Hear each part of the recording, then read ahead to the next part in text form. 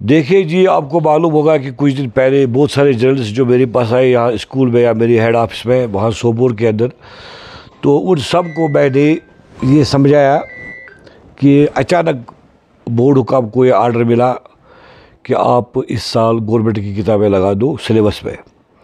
Board हुकाम उसके लिए मेंटली भी तैयार नहीं थे और जहाँ तक उनका वो टेक्निकल प्रॉब्लम्स होती है उनको लेकर भी वो तैयार नहीं थे।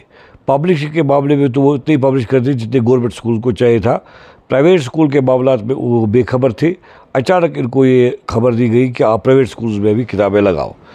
इसके बजाय कि बोर्ड हुकाम उनको बोलते कि हमें 1 साल का समय दे दो ताकि पब्लिशिंग हमारी बराबर हो जाए, क्योंकि लाखों में छपानी थी किताबें। लेकिन बोर्ड हुकाम ने तुरंत आर्डर निकाला और प्राइवेट स्कूल्स को बताया कि आप भी, हमें इसमें कोई हर्ज नहीं। गवर्नमेंट किताबें वो बहुत स्टैंडर्ड किताबें हैं, NCERT की किताबें, 12 बड़े आथर्स की लिखी हुई किताबें हैं। थ्रू आउट इंडिया जो बड़े बड़े आथर्स बैठे हैं इन्होंने वो किताबें लिखी है। इसके लगाने में किसी स्कूल को कोई हर्ज नहीं है।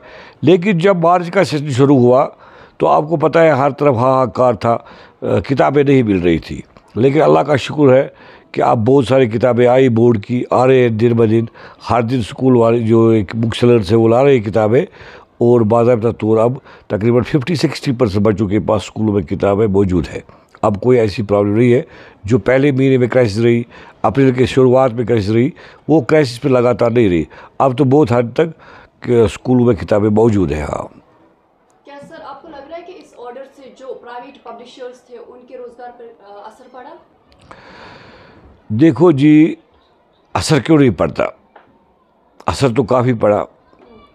ये तो अरबों में बिजनेस होती थी किताबों की, लाखों तादाद में तलबा है पूरे जम्मू कश्मीर में, तो असर क्यों नहीं पड़ेगा बिजनेस पर।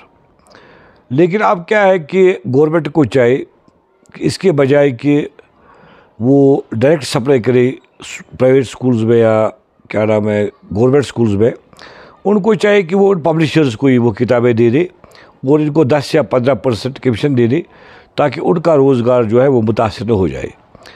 उसमें वाबस्ता काफ़ी लोग हैं, चाहे उनके मालिक हजरात हैं, चाहे जो वहाँ पर जॉब कर रहे थे या रिप्रेजेंटेटिव्स थे किताबों के, वो सारे मुतासिर हो गए इकनॉमिकली। तो बहरहाल इनको ज़बरदस्त असर पड़ा।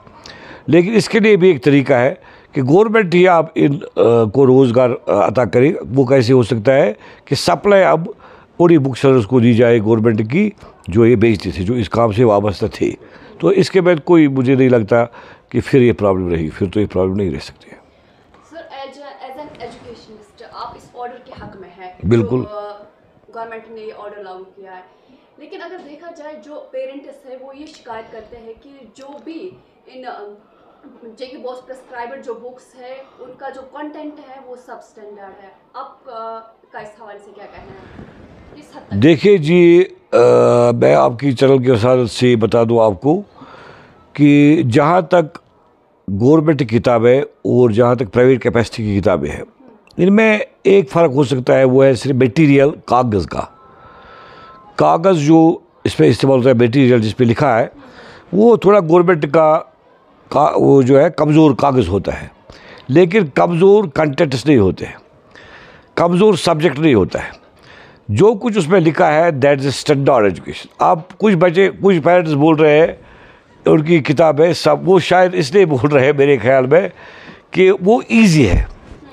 जहाँ बच्चे को फर्स्ट में सेकंड में ज़बरदस्त दबाव पड़ता था दिमाग पे कि मैं क्या करूँ, ऐसी किताब इसको पढ़नी पड़ती थी जो गवर्नमेंट में इसको फोर्थ में पढ़नी पड़ती है। वही एजुकेशन पॉलिसी है।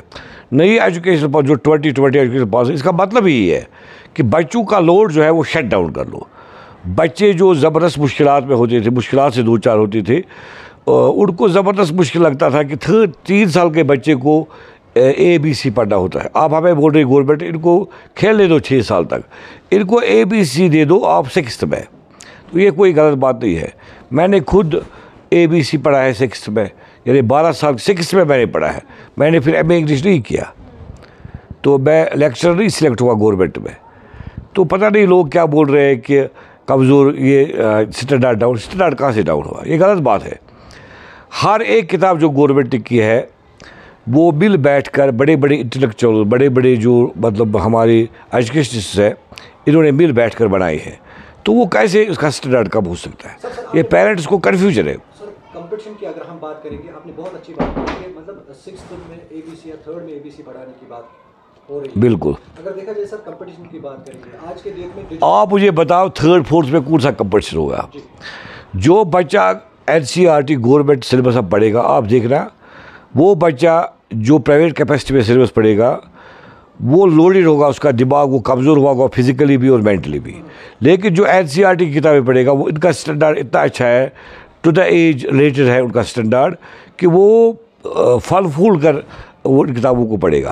आप देखो फिजिकली भी फिट होगा, मेंटली भी फिट होगा, क्योंकि उसके दिमाग पे उसके जिस्म पे कोई ऐसा दबाव नहीं रहेगा जिसको लेकर वो कमज़ोर पड़ जाए फिजिकली और मेंटली भी कमज़ोर फिर। आपका डायरेक्टली ये कहना है कि जो गवर्नमेंट आप देखो 6 7 से आपको फिर गवर्नमेंट किताबें पढ़नी है, आपको मैट्रिक में फिर गवर्नमेंट किताबें पढ़नी है। अब क्या फ़ायदा है कि बच्चे को बचपन में वो किताबें दे दे जो इसके दिमाग पर दबाव डाले, बुरे असरार डाले। समझे आपको? वो लोडेड होते हैं बच्चे बेचारे। तो आपका मानना ये है कि जो गवर्नमेंट की किताबें हैं वो बच्चों के लिए बहुत अच्छा है, जो वालिदैन हद से ज़्यादा अच्छी। आप देखिए हमने गवर्नमेंट स्कूल में नहीं पढ़ा तो इसका मतलब है हमने कुछ नहीं पढ़ा। आज अब पूरे इंडिया में NCERT लागू होगा, चाहे कोई CBSE स्कूल हो, एक ही एजुकेशनल पॉलिसी रहेगी पूरे हिंदुस्तान में। 2-3 साल के अंदर हर एक जगह हिंदुस्तान में एक ही किताब होगी, वो NCERT। सर क्या आपको नहीं लग रहा है कि जब यूनिफॉर्मिटी सिलेबस में आए तो जो ये ओपन मेरिट है ये भी खत्म होना चाहिए? फिर ओपन मेरिट वो अलग बात है, किताबें बच्चों ने एक जैसी पढ़ी, अब क्या होगा? फिर मेरिट किस? हाँ देखो मैं बताऊँगा आपको, किताबें एक जैसी पढ़ी तो एक जैसा कंपटीशन भी होगा, एक लेवल का कंपटीशन भी होगा, एक ही लेवल का। अगर किसी बच्चे ने मिसाल के तौर पर 10 किताबें पढ़ी, दूसरे बच्चे ने भी 10 ही पढ़ी, तीसरे ने भी 10 ही पढ़ी, तो कंपटीशन एक ही लेवल का होगा।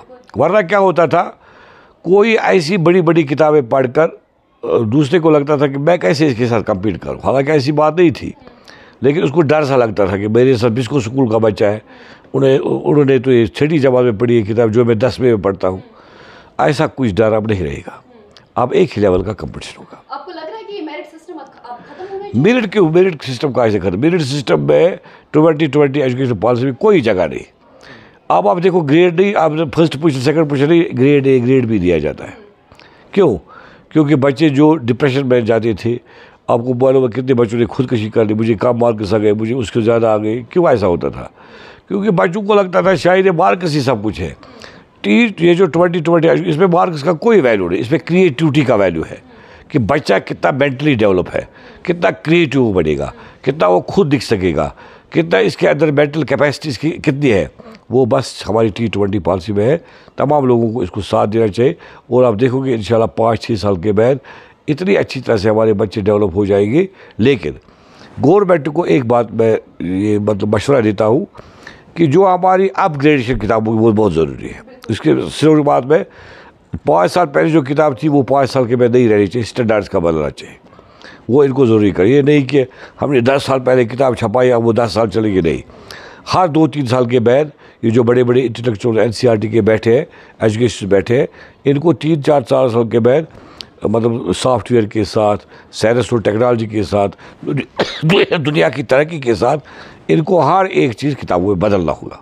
That is very important. Sir जाते जाते आखिरी सवाल रहेगा सर, जो वालिदैन तज़ब्ज़ुब का शिकार है इस चीज़ को लेकर। तज़ब्ज़ुब किस बात को लेकर? कोई शख्स मेवा व्यापारी है, कोई शख्स दुकानदार है, कोई शख्स अपना अपना काम कर रहा है, तो उनको एजुकेशन के बारे में बस ये भरोसा रखना चाहिए कि हमने अपना बच्चा एक टीचर के हवाले किया, ये टीचर और उसका काम है।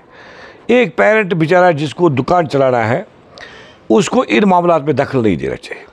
कोई कपड़ा बेचता है वो क्यों एजुकेशन के मामले में दखल दे दी? उसने बच्चा हमारे हवाले किया, जब मुझे कल कपड़ा लेना हो किसी जगह तो मैं क्यों मुदाखलत करूं उस कपड़े वाले के साथ कि मुझे ये दिखाओ वो दिखाओ?